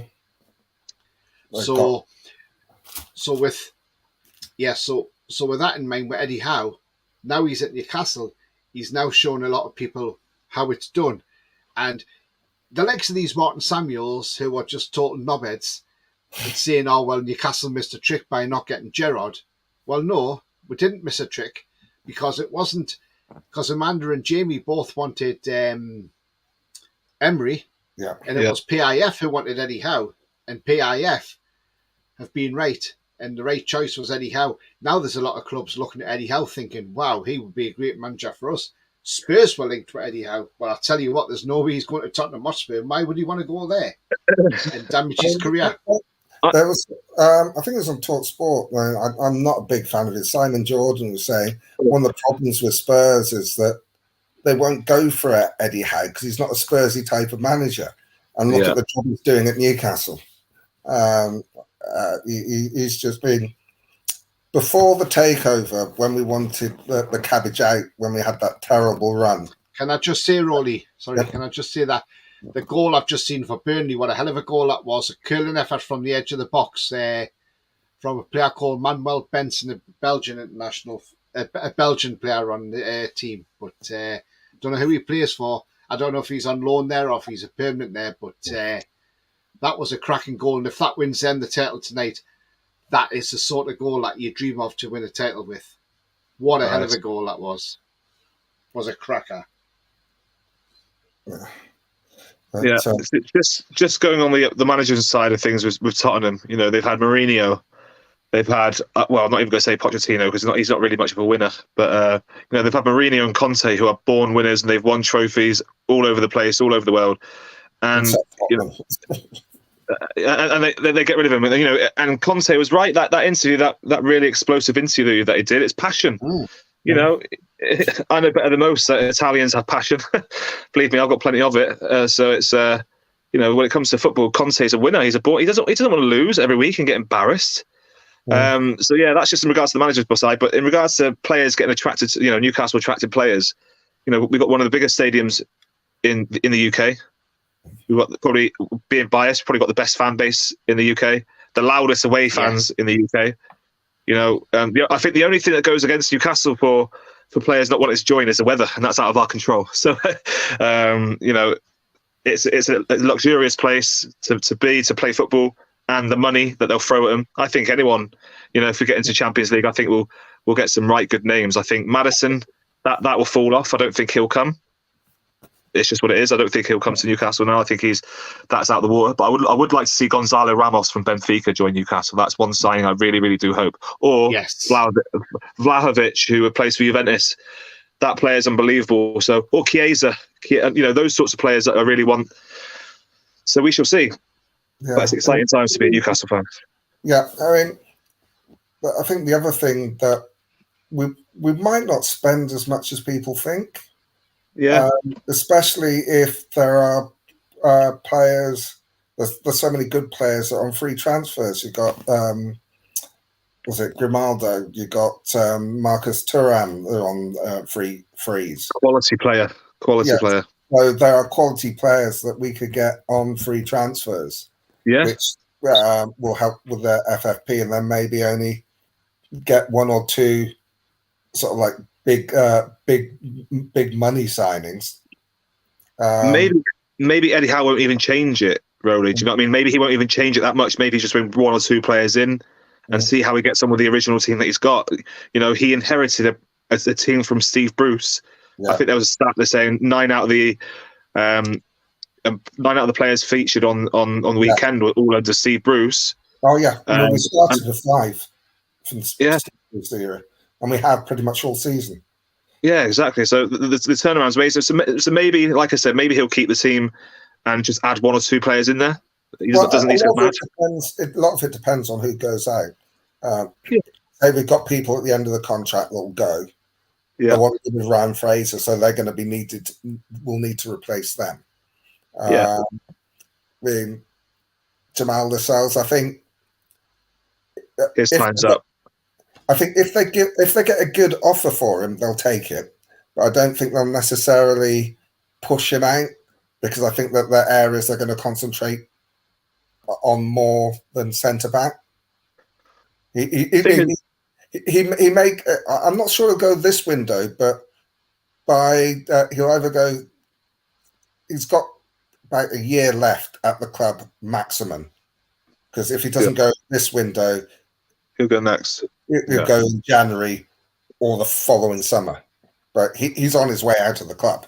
But I don't think they're not going to do a Ryan Fraser says, right, find yourself another club with him. If they they'll accept it. I think Eddie won't. He won't rock the boat too much. He hasn't done that. I think Jamal Lascelles is quite good for the dressing room. Yeah, I think that's the reason why. Yeah, so I think we don't know what goes on behind closed doors, do we? But the team's as close as it's ever been. So hopefully to rock the boat and bring so many big egos in, and that's one thing Eddie Howe has not done. Look at Chelsea; they brought all these big egos in, and look where they are. Well, the biggest ego they've got is in the boardroom. Yeah, well, and to be fair, someone like Mason Mount, who's on a free as well, but he's demanding £250,000. He's not worth £250,000 a week. No, what's the chance? Not a chance. He's not coming to Newcastle. No, it's not. If he were to come to Newcastle, he'd be fighting for a place. Yeah, and he's going to want to go somewhere. He's going to, he's going to want to go somewhere where he walked into the first team. Yeah. So I can see him ending up at Liverpool or West Ham with Declan Rice.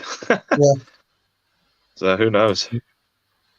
Alan says, I think it'll be a little closer than Spurs 1-0 will do him on Thursday. Yeah, I'll take that. Says Brighton's a concern, though. They will have enough points by the time we play them. Could do. Andrew says, watch Spurs beat Man U. Do you know what? Wouldn't surprise me. Ryan Mason, yeah. I'll take it. 1 point draw with Palace. Alan says, a draw on Thursday for Spurs will do us, absolutely. Yeah. Jake says, Tony, you're sneaky saying you're not streaming tonight. No, I'm sure I did see on my video this morning that I did have a show tonight, Jake. So I'm sure I did. I think I did anyway. But if I didn't, I do apologise, but it's out there. And if you've hit that notification bell, you should have been notified, mate. But glad you're on now. Alan says, Liverpool's had injuries which are back.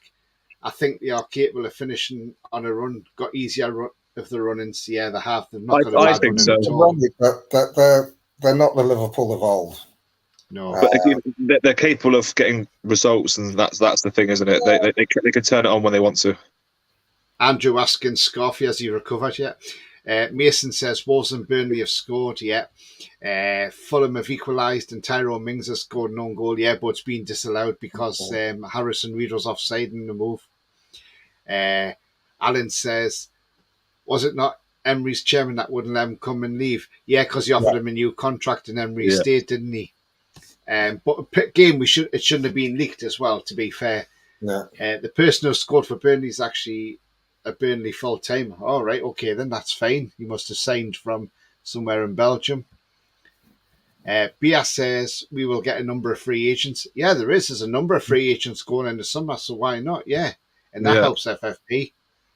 And I think Manuel Benson signed from Royal Antwerp in the summer. Yeah, I think we'll get maybe some frees, but I also think that we'll look at the younger players to try and find another Botman. Diaby and Thuram, that's a great shout. He's a class player, and I think Diaby from Leverkusen. Yeah, I think he'll be the big money signing. Yeah, I think so. Yeah. Alan says Rob Lee got 5 against Antwerp. Yeah, he did. Yeah, he scored a hat-trick of headers, didn't he? Yeah. I'll tell you what. How good does his boy look playing for Wrexham? Is it Elliot Lee? God, wasn't he just Elliot? Yeah, he was good on Saturday, wasn't he? Yeah, like I'm thrilled for Wrexham. That's unbelievable. Yeah, brilliant. That. Yeah, it's a nice story. Yeah. Lewis says it's strange one has been ever more than 3 captains in one game for one team, because we had Trippier, Wilson, and Lascelles. Yes, we did on Sunday. You're absolutely right. Just going back to Fulham Wrexham, not level. Just going back to Wrexham, just briefly. What I thought was really nice is that after their win, Ryan Reynolds and the other guy were saying they're saying that it's really unfair that only one team goes up automatically from the National League, because Nottingham have played such a great season that they deserve to go up, and I fully agree with them. Imagine not getting promoted with 109 points they could finish on. Imagine not getting promoted on. No, it's 107 points or 109? 107. Yeah, 109, I think, isn't it? Yeah, no, because obviously they lost to Wrexham actually, so maybe 106. Yes, 106. Yeah. Imagine not going up at 106 points. Come on, it's got to be two. Two has to go up. Yeah, two has to go up from that division going forward. Yeah, but, I mean, if you want the playoff, you need to have a third going down. Well, yeah, like a couple of teams in the National League are better. Yeah, than League Two. So. Yeah. Notts County would finish on 109 points if they win at the weekend. Yeah, mad that's crazy. And they still will, and they could potentially have a bad game in the playoffs. If they play someone like who's in the playoffs now? Chesterfield. Chesterfield, yeah, they could be playing someone like Chesterfield or is Halifax in it? No, they're not, are they? They're miles down. Woking, Barnet, Bromley, Boreham Wood. Yeah, Boreham. They could play someone like that who's probably got like 60, 70 points and then get beat if they got a bad day. And you think, that's just crazy. Yeah, but that's the joys of the playoffs, I suppose. Oh, yeah, absolutely. That's why I'm glad that we don't. That when in the last relegations that we've not had to go through the playoffs. Yeah, I know. Daniela, who's a West Ham fan, good evening to you, Daniela. She says, "Well done for spanking the Spuds. The meltdown was great. West Ham under-18s have just beat Arsenal 5-1 in the FA Cup. Under-18s final. 8,000 West Ham's fans there. Absolutely brilliant, Daniela. That's amazing. Yeah, and a great win, as I said in the video, a great win for your team as well, Daniela. I mean, to go to Bournemouth and win 4-0, that's a cracking result. And I think you're more than less safe. Probably one more win and you'll be safe. But well done to West Ham for beating Arsenal 5-1 as well. It's like, it's your club's on the up now, isn't it? And well done. Mason says, I'd put it on the chat, then it got ruled out. Apologies. No, that's fine, Mason. I mean, gosh, you got to wait for VAR nowadays, haven't you? Daniela says, Rice wants to stay in London, so he's not going to go to Newcastle. Sorry, guys. Well, I've heard that rumour a few times. I mean, I think Italy Jet, who we had on, Daniela, he said he's a West Ham fan, and he said in the preview that he thinks Declan Rice will stay in London. So that's fair enough. I mean, yeah. I'm pretty happy with that, if I'm honest. I know it's an unpopular opinion. It's just my opinion, but I'm sure that others might agree, but they might not. But Declan Rice, for me, I don't think 100 million. I don't think he's worth it. So that's just my. Not 100 million. Patrick says Mitro will be back to play against Man United at the end of the season. I'd rather have Mason Ford than Mason Mount, says Andrew. Mason in the chat. Gateshead, look at that. Yeah, getting Gateshead, eh? Cheers, Andrew, says Mason. That's great support for under 18, says Alan. Absolutely, 8,000 in under 18. Yeah. Bia says if more teams go from the National League, more have to come down from League Two. It's for financial safety of the League Two teams. Yeah, I suppose so. Yeah. 1-0 for the Heat. Money talks. And Ian says, not 100 million. No. Staff equalised, yeah. Really good goal. I was wondering how long it would take Leeds to concede, to be fair. I mean, that Meslier, I don't really rate him in goal for Leeds, if I'm honest.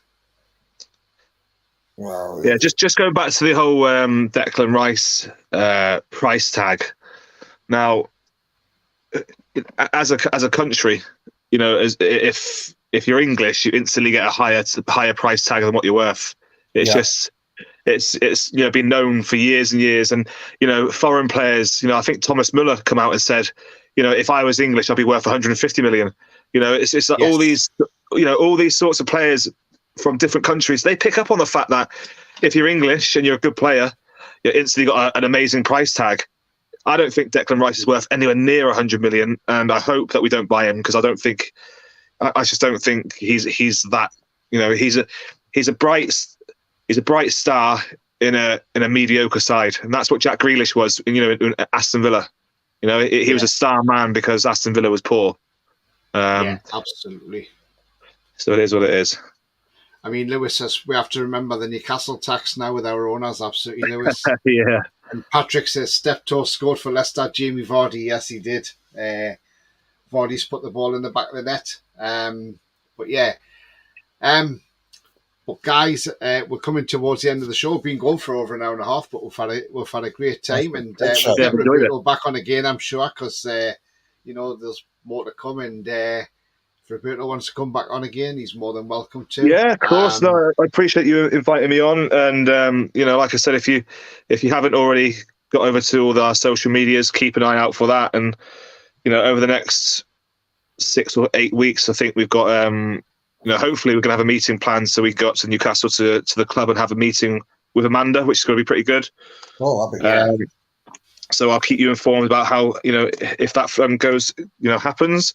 But basically, there's going to be lots of trips and lots of events and, just a lot of events for Newcastle fans from our side of the woods and anywhere really, whoever's watching, just to get involved. And, I know that they've got an event in Glasgow for the friendly. So Rangers versus Newcastle in July. They've got like a big event going up there. So if you want to get up there and watch them, it's gonna be amazing. But yeah, just looking forward to loads of different events. Just keep an eye on socials. Yeah. Sefton says, "Oh my God, just looked and you're still going live with the podcast. You three on my night shift, lol." No, we're not. We're coming off in a moment, Sefton. Andrew says Declan Rice would fit brilliant in our game, but I agree with Roberto. We overprice. Yeah, absolutely. That is the problem: the price tag and the wages. Yeah, that's it. Absolutely. That's one thing I like about our owners. They're open to everything if the deal is right for us. Yeah. They're not going to be screwed. They're not going to overpay. It's got to be, and they're quite happy to walk away, which is great. Thing is, as well, you bring someone into the team. Look at, like, for example, Man U, when they brought Pogba back, they stuck him on 450 grand a week or whatever it was, completely upset the apple cart. If you bring someone in of a Declan Rice stature, or thinking he's 100 million pounds, and you stick him on 250 grand a week, suddenly everyone's going to want 250,000. That's doing a better job than him. So that's when it starts to creep in about making players unhappy, and that's not what Eddie Howe's about. So hopefully the wage bill can keep low, and the players play for the shirt rather than the money. Yeah, absolutely. It's offside there. Lewis says that it's offside. And that Americans Premier League tournament. Yeah, absolutely. Yeah, we've got that coming up. I'm looking forward to that. Yeah, my policy would be don't buy cartel players, don't give them clubs a penny. You're absolutely right there. Daniela says no one's worth 100 million, but the prize is if you have to pay, if you want the best players to take the top clubs, they don't have to pay it, but we are not ready to get real just in some bad form. Yeah, absolutely, Danielle. I mean, the thing is, yeah, like you say, no one's worth 100 million, but every player has that price. And if West Ham want 100 million for Declan Rice, then they're well within their rights to. I do think he'll stay in London, and you know what? That's fair enough. And Ian says we have to hammer Rangers. Yeah, absolutely. Just on again with Declan Rice, have you noticed it's just the English media again talking about Declan Rice and his price tag? When you're a big player and you're wanted, if someone like Real Madrid or Barcelona come in for you, and they've never even discussed Declan Rice, ever. So, until that point, I don't personally think he's a a top level player. So, look at Kane, for example. Everyone wanted Kane, Real Madrid, Barcelona. They all wanted him. Declan Rice has never been mentioned by these guys. So that's when you know you've made it, when people like that mention you. Yeah, definitely. I mean, yeah, you're absolutely. It's not saying he's a bad player. It's just he's not as good as he's made out to be. Yeah, he's a good player, clearly. But yeah, absolutely. He's not as good as what people think. Lewis, I hope they live stream the games for the people in the UK, the rest of the world, so we can watch them play in America. I'm sure they will do, Lewis. Yeah, it'll be on TV. I think when we played to the rights, whether they're when we played in that Premier League tournament when Steve Bruce first arrived, that was on Sky, so probably will be then.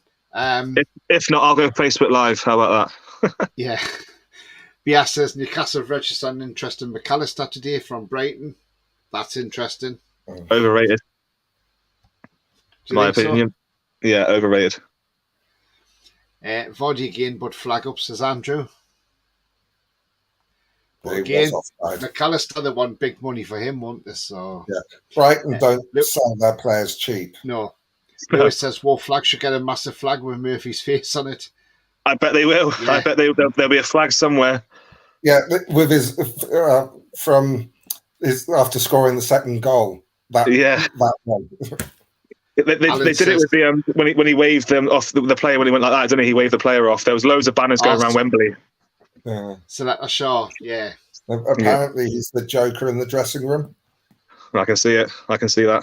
Yeah. Alan says yes. Hammer the Jers and then hopefully get drawn against Celtic in Europe and hammer them, lol. Oh, don't want to see that, Alan. Ian won't be happy with you. Daniela says the Spanish club are in the shit. They have no money. Is that Barcelona? Yeah, they're massively in debt, aren't they? Just go on the back of that comment when he said, "I draw Celtic in Europe." I think for me, there's only two places that I won't go if we get them, and that's Napoli.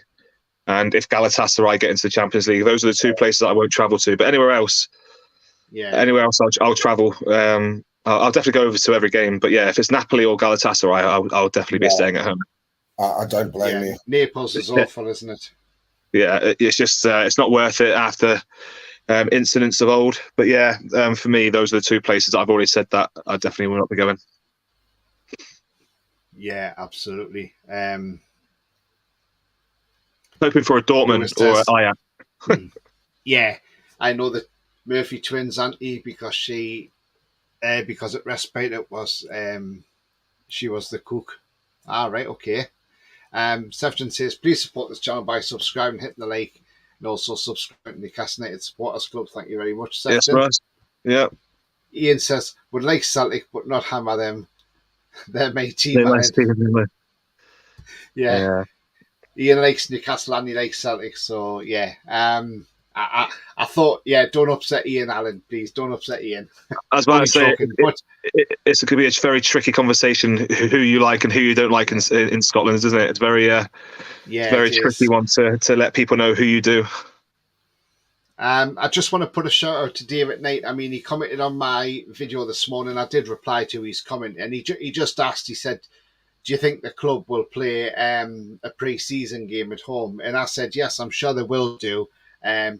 I says the best thing you can do is wait to see if the club announce it. The club will make announcements on pre-season friendlies, and I'm sure there'll be one or two friendlies at home. I wouldn't have thought they wouldn't just play every friendly away. I'm sure they'll want them at home because last season they packed them out. So yeah, and like he said, it's hard to get tickets when you're a member as well. So it may be a good chance to get one. Yeah, I think there'll be one because obviously they'll be playing one at Rangers, 3 in the US. I think there'll be one at St James's Park. I don't think there'll be 2. I think there'll be one because if you look at the fixture list, they've got Rangers mid-July and then they've got the 3 in. They won't be able to fit it in before the start of the season. And obviously it's all depending where we finish as well. If we finish outside the top 4, then we might have to go into qualifications for Europe. So you just don't know, do you? Yet? Daniela says, you have a great season with a team outperformed, but you deserve to be where you are. But the real test is next season when you play 2 to 3 games a week. Totally agree. Yeah, absolutely. Leeds 1, Leicester 1, says Daniela. Bamford's just missed from about 2 foot. I think he'd have been offside. Alan says, I've had to suffer my friends going on about Celtic for years. So I want to thump them. I hate the sad Mackham, says Lewis. Yeah, we all do. Daniela says, yeah, exactly. It's still 1-1. Bia says, I don't like any pub league teams, not even Aberdeen. Ashton says, didn't see that one come with Tottenham. Don't think anybody did. No, Ashton, we didn't, did we? I mean, I said 2-0. That's what I was happy with. But we were in dreamland after 21 minutes to 5-0, weren't we? I mean, Jesus. Leeds don't seem to be doing as well lately at home. Do you know what it is, Washington? I mean, Palace went down there, went up there and thumped them 5-1. Liverpool thumped them 6-1 in Ellen Road. We could go down there and thump them as well. So who knows? I mean, they're just not great Leeds, are they? You know, they should have gone down last season. If Brentford had been on their A game, they would have won that game, and Leeds would have gone down, and Burnley would have stayed up. Ian says, would want both them to qualify if they're in the same group. Newcastle and Celtic. Sefton says, my second team in Scotland are Hibs. The Toon played a few friendlies with them in the 80s, followed the Toon on the away trips to Easter Road. Good man, Sefton, good man. Because my dad was a footballer there, but he had to retire at a very young age because of an injury, but he was in the youth teams there. So good man, Sefton. The Spuds are out the top 5, says Danielle. Yeah, they are, aren't they? They're down to 6th now. Lewis says, I love one Scottish derby. Aberdeen Litchi Stadiums, they are the same bloody road. How bizarre is that? Yeah, it is, isn't it? And Ashton says, I hope we do. Yeah, guys, so we're coming to the end of the show. We've been going now around 3/4 now. And but as I always do, when I get my co-hosts, my guests on, I always go around and ask them to give out a shout out on our socials. So I'm just going to this coming from Alan. He says would be difficult for both to qualify, but yes, if possible. And Ashton says, a lot of people seem to think we only did well because of Tottenham doing bad, but they may not have been playing their best, but we should get more credit for playing well too. We played brilliant. I totally agree with that. We should have been, but that's jealousy. Jealousy, that's all it is. Yeah. Ainsley Pears has just run off from the other end of the pitch. The goalkeeper for Blackburn's in the Burnley penalty area now for the corner because there's like 2 minutes left on the clock, and Ainsley Pears has run up there to try and score a goal for them. We all know who his dad was, a cracking goalkeeper, Stephen Pears. Yeah. Lewis says, I meant Aberdeen versus Aberdeen. Both stadiums are on the same road. Yeah, autocorrect. Yeah, absolutely. I know what you meant, Lewis, but yeah, that is it. I mean, yeah, Dundee, going back to Dundee's on the same road as well, aren't they? Yeah, I mean, going back to Washington's comments, you know, I see what you mean, Ashton. It's just we won't get the credit. That's the problem. Nope. Your dad played for Hibs, Tony. Yeah, he was only in the youth team, so he got an injury which ended his career. But yeah, well before my time, by the way, because I wasn't even thought of when my dad was playing for Hibs, because I was the last in the line of 6. Ashton says, I don't feel sorry for Tottenham. They didn't feel sorry for us when we did that. We did bad. Absolutely, Ashton, you're absolutely right. The last time we thumped Tottenham at St James's Park was the season we went down with Rafa 5-1, remember? So, yeah. Lewis says, if we win the league, do you see all the teams around just played absolutely terrible all season? That's why Newcastle's won the league. Exactly. And do you know what it is? You know, when Leicester won the league, everyone was saying that it's because it was a poor season from all teams. So, yeah, you know, you can't win for winning. Do you know what I mean? You win the league, no one will congratulate you. And that's the same with us. You know, when we win the league, I think we'll win the Premier League within the next 5 seasons. I really do. We'll win the league, and they'll just say it's oil money. That's all. That's what they say.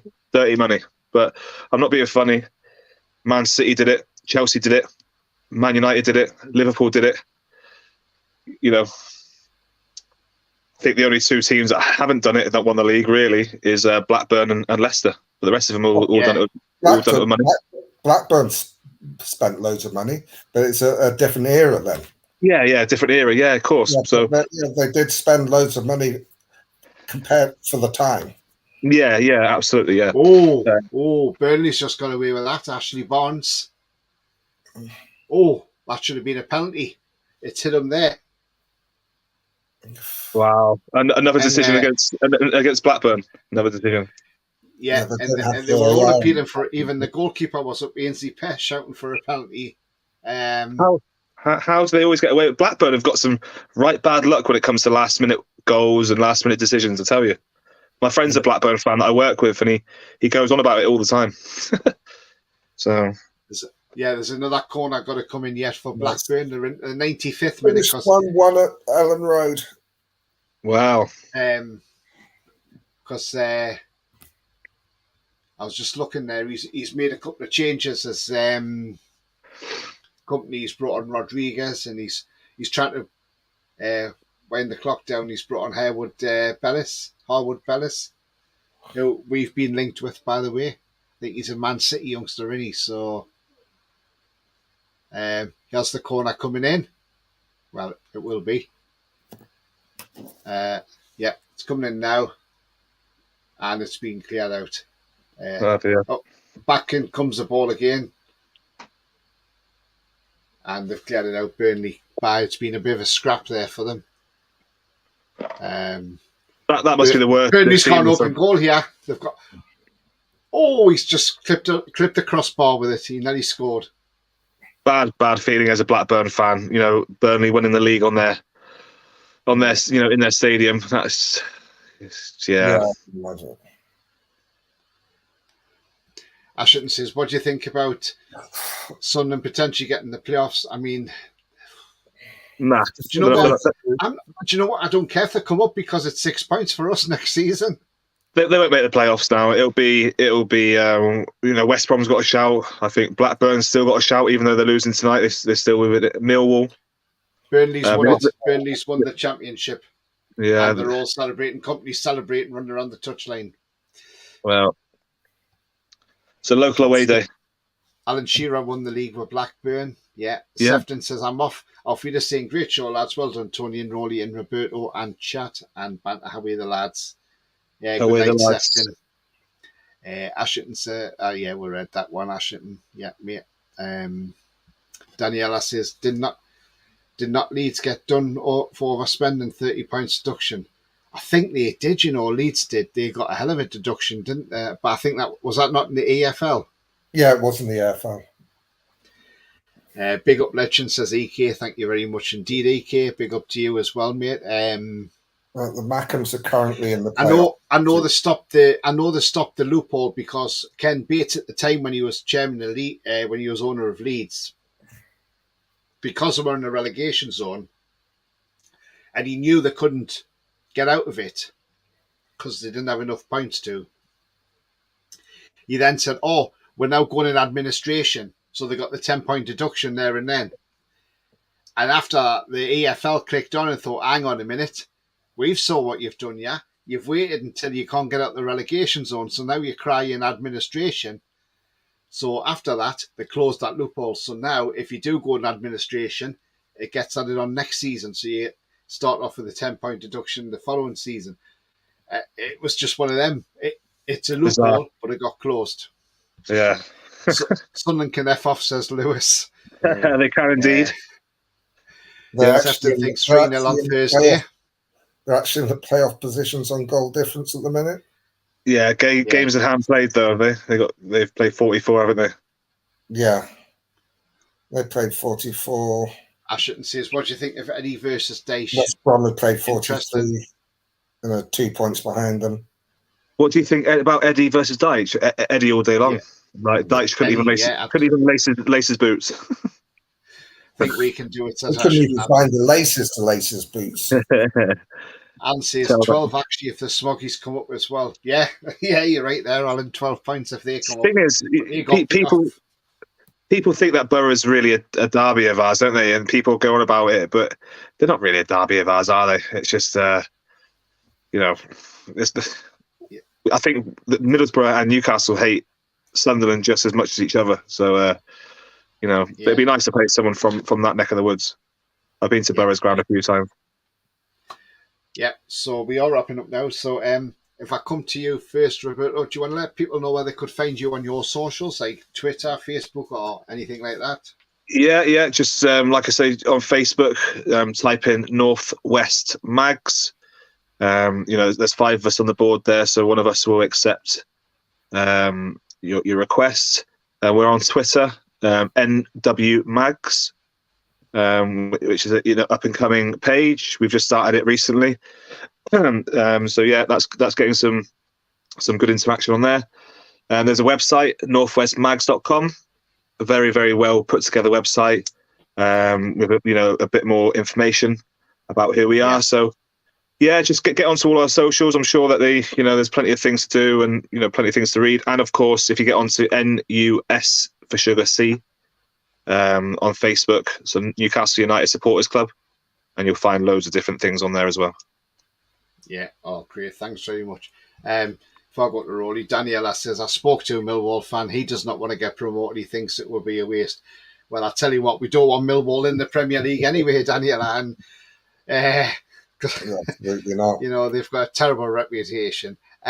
Roly, what's your socials, please, Roly? I'm on Twitter at Pols67. There we go. So if you follow Roly there on Twitter, he'll give you a follow back. Yep. Alan says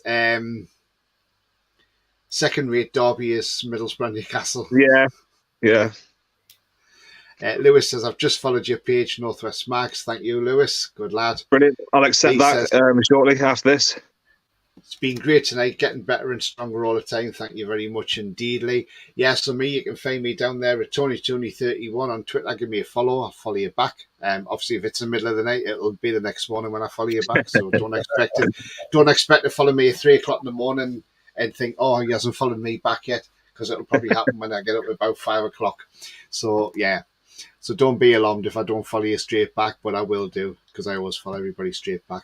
Also, if you like what you see, then please smash the like. It does help the channel up with search results. So smash those likes. If you haven't done so, make sure you do it on your way out. It only takes 1 second. Hit the thumbs up. Also, if you're brand new at the channel, then please hit the subscribe. Free to do so. Helps the channel grow. And that bell notification will tell you when I'm live, have a pre-record, or have any upcoming shows as well. So, yeah, do hit that bell for those future notifications. I am on 508 subscribers, so it's going up lovely now. And I'm back tomorrow at 5:45 with the I'll have the Everton fan on from your Holy podcast, Trinity podcast, and we will discuss the game. And so it should be a good show tomorrow. It may only be a shortish one because I think you can only come on for about 45 minutes, but we'll still be on air afterwards, so no problem at all. 2 hours, eh? I shouldn't say this. How many points do you think we need to secure Champions League? Do you know what I think? I'll just say another 9 points, and I think that'll do it. 65 for me, I reckon. 65 points to secure it. As things stand now, mathematically, we need 12. Cheers, Andrew. Appreciate that. Cheers. Yeah, thanks, Andrew. Lewis has 7 points. Yeah. No chance, Millwall, says Lee. Remember, all the shops closing early. I do, Lee, absolutely. And when Chelsea used to come up as well. Yeah. And how many followers do I have on Twitch? I don't probably know. That means you. That probably means you. You probably typo. Do you have Twitch? Oh, right, okay. Yeah. I do have Twitch as well, but I don't. I just promote my shows on there. But yeah. But yeah, it's been a great night all round, and thank you to the invite for coming on. Yeah, I appreciate no problem at all. Really nice to speak to you both. Yeah. It was great having you on. Thanks very much. My daily pre-record will be back again tomorrow morning. The Good Morning Tune fans. I was only doing it as a couple of one-offs, and then I got asked by somebody, could I keep it going, because it's great when he gets up for the school run. He's got something to watch in the mornings, and then I thought, well, not only that, because you've got other people who are maybe live on their own or lonely, and maybe they're up early, so they want something to watch, and maybe that just helps them brighten that day up. So I've carried on doing it, and I do it every morning. I normally record it about 5:30 in the morning, and after I've just getting up at 5 o'clock. And yeah, so I put that out on a Monday to Friday for everybody, and yeah, sometimes it gets massive views, sometimes it only gets a few, but I don't care, because at the end of the day, I'm just keeping people happy, and that's what it's all about, keeping people Absolutely. happy all the time. Yeah. And you know, helping people out. But as I always do say, remember, the future's bright, the future's black and white.